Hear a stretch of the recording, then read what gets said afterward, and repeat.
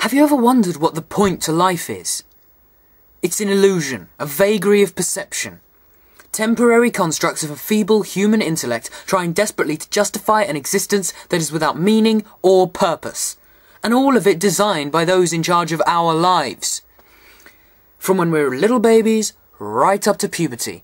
Adults, publishers, writers, they don't want children thinking for themselves. They see children as a threat. It's like the adults support these children's writers to write these pointless stories of fantasy so that children have this cutesy warped up idea of what life is about. But now we're teenagers. That used to mean something. Apart from the punks, what have teenagers ever achieved in the last 30 years? Nothing.